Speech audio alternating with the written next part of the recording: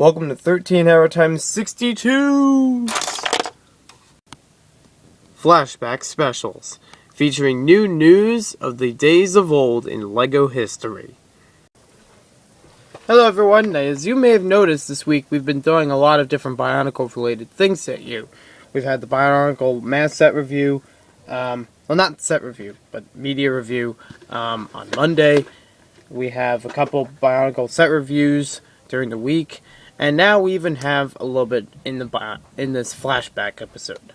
I found an article, not really an article. It was I found a few videos just going through YouTube earlier in the week. I found a couple videos where they had some pretty good points about Bionicle.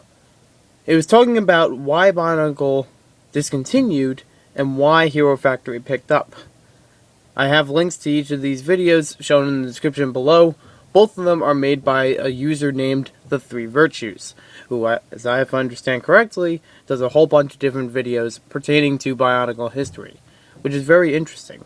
I watched both of these videos, and I can, I have a better understanding of what happened with Bionicle, why it began to decline, and why Hero Factory picked up in its place. It's actually very interesting because it has a lot of facts to it.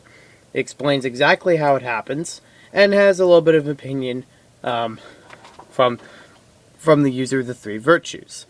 Now, as if you remember, Bionicle started from 2001 and went till about 2010. Hero Factory has picked up since then as being a constructive theme. Now, constructive, not constructive, constructive means buildable action figures. Ones that are taken into a couple pieces, and you put them together, and you get to build with them, play with them, take them apart, build other action figures with them. The ones you see before you, such as Hero Factory, Ben 10, Bionicle, they are all constructive themes. And they're very interesting because they have their own different functions, and you can take them apart, build them with other models, and make cool stuff. I always enjoyed that. And I've been a big fan of Bionicle ever since its birth in 2001. The story for Bionicle is a lot more complex than Hero Factory right now, and that's actually one reason I started to drift away from it around 2007-2008. Because if I were to map it out for you, let me take a piece of paper. I'm just going to show you briefly, without giving a lot of spoilers, briefly, this is what Bionicle's story was like. Now, I'm going to present this story to somebody who may not even know much about Bionicle or Hero Factory or whatever. Just in something to make it very simple to understand, but you also know why it's such a complex story and why some interest has been taken away from it. Okay, so we start in 2001. There's a different little story every year. 2001, you have the heroes, you have the villains, and, heroes get to conquer the villains for a little bit. 2002. Now, let me point out, one of the main goals of Bionicle, excuse my sloppy handwriting, was this object called the Mask of Life. To put it simply, to people who are not familiar with Bionicle, or from its beginning, the Mask of Life is an object that is supposed to bring new life back to the world of Bionicle. It's supposed to be the ultimate way to kill evil, to put it simply. 2002. The Mask of Life has been there since 2001. 2002, heroes again, more villains. And each year, the heroes varied a little bit from the villains, but they were still very cool. They had good functions, and they were a little bit unique. But they had some basic body parts, in different colors. They also had their own tools. They had their own weapons. They had their own masks. It's very good.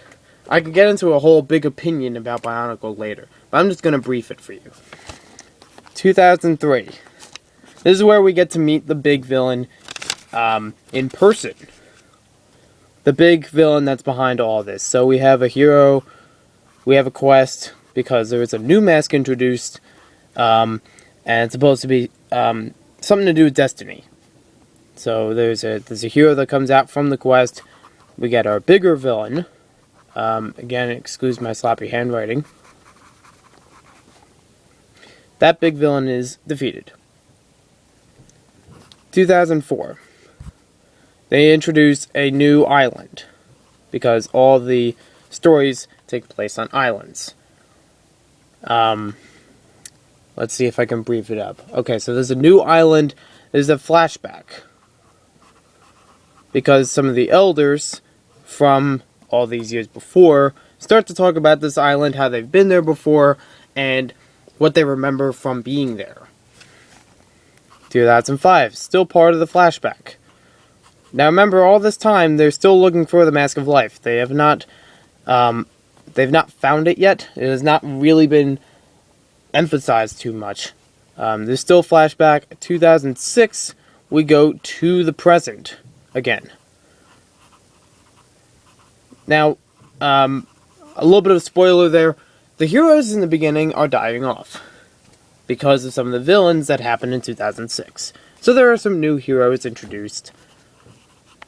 One's equivalent to the older heroes, but, you know, I mean, again, I'm just going to brief it for you. Let's see, 2006, new heroes. Every time there's new villains, so I don't have to write that in. Let's see, 2007. 2007, what year was that? I'm trying to remember what happened in Bionicle 2007. Actually, was it? No, I'm on the right track. Okay, so 2007. Well, 2006 they introduced the Mask of Life. It's like, here it is. This person's got it. They defeat the person, the villain that has it, and then somehow I think they lost it or something. And then 2007 they go underwater. I mean, they go from going to different islands, meeting different people and fighting different villains. They now go underwater. The new heroes are dragged over to 2007 with new abilities. They have breathing masks, and they still have more enemies to fight. Now, these enemies are supposedly in the Bionicle history, not from 2001, but in the entire storyline. These are new villains, but they're not new in the sense of they've just been born. They've actually been like thousands of years old. But that's not a big deal for right now. 2008. They go to the air. I don't know why. That's why I got lost. 2007 and 2008. Because I was like, why don't they have the mask already? Why did they lose it? And then why are they up in the air? I mean, can't they have it already?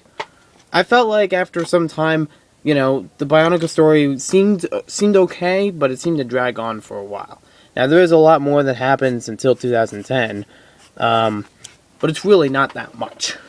If I were to brief it up for what I remember, 2008, they go to the air. They have new villains to fight. Some villains based on even ones from 2003, if you want to get into the complex part of the story. 2009, what happens in 2009? Something happens. Oh yeah, 2009, they had fighting these villains, okay. And then somehow the big bad enemy that was from the beginning, the whole time, the big one that's been around the entire time, is able to take the mask, throws it off into a whole nother universe, and says, haha, nobody can get this, I still rule all of you. So what do you do now? 2009, they introduce a new section of Bionicle, which I thought they were going to keep expanding on, and I thought that would get a lot more complicated. So, I mean, I even thought, looking back on Bionicle, some parts could have even been even more brief. I mean, we had 2 years of flashbacks, and, you know, it seems like a lot of just run through the stuff, not really important stuff, you know? They were just like, oh, I'm gonna do this, oh, I'm gonna do that, oh, there's somebody to fight, oh, just and fight people. But there's, you know, a lot more of this story can be condensed in some ways, and people who are picking up Bionicle somewhere after 2001 may not quite get the entire story.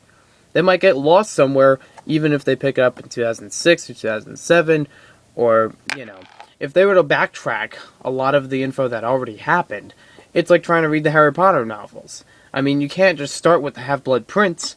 You have to know from the beginning. And I don't even know all the stories because it's so much. But I do appreciate the work that LEGO put into the Bionicle theme. I'm not 100% against Bionicle. I just thought after a while, I got a little bit tired of it, and I bought a little bit less of the sets. And you know what? That was kind of one of the faults that LEGO had. They expanded the story so much and introduced a lot of things. And, after a while, even people from early on got lost. So, I don't know how to say this nicely, but just watch the video. Watch the 2 videos that I have in the description. They really fill you in on what happened with Bionicle, why it declined, why Hero Factory picked up. People think that Hero Factory came up because they wanted to replace Bionicle, and they didn't. I've learned from the videos that Hero Factory, or Bionicle, was going to end already. 2010, they were just like, oh, we'll just have a mini section called Stars. And this is basically having like 6 different sets as opposed to like 12 in the year. They only had 6 sets half of the year, with some of the best figures reintroduced into the theme. Not really much done there. It's a hard to wrap up story. But anyways, Hero Factory came after Bionicle was going to be ending. So it didn't really matter what was going to happen next. Check out the notebook, huh? And in fact, Hero Factory made it easy for Bionicle fans to get used to that theme. If you look at Von Nebula right here, almost 99% of him is made up of Bionicle parts. I mean, older Bionicle fans will recognize things such as the ball, these little spear pieces, the feet, as they were in 2001. You'll recognize other feet parts that are used more as armor. There are very few new pieces on this model already that haven't been used before in Bionicle history. I would say probably the new pieces would be these spikes. Maybe different coloring, but that's not really a new piece. And even the head, I think, has been used before. Yes, the head has been used before in Bionicle. So, you're really talking about, a really easy transition in the first year, 2010, for Hero Factory to pick up and see if it can gain some interest from the Bionicle community. Again, I could do this as an opinion video for a later time, or if you want to know my opinion, I would, I'd happily share it with you. But I do like both. I like Hero Factory, and I like Bionicle. Bionicle had its prime, and it lost a little bit, but it still made its mark. I am not expecting Bionicle to return, as some people may want it to, but for right now, Hero Factory is a stable, constructive theme. It's very simple and easy for understanding for kids, and also works a lot of times with simpler building than Bionicle, except for figures such as Von Nebula. Usually the larger villains are made up of more pieces. But as far as the regular figures, they're easy to build, they're easy to pose, and they offer a lot more creativity and imagination for kids, using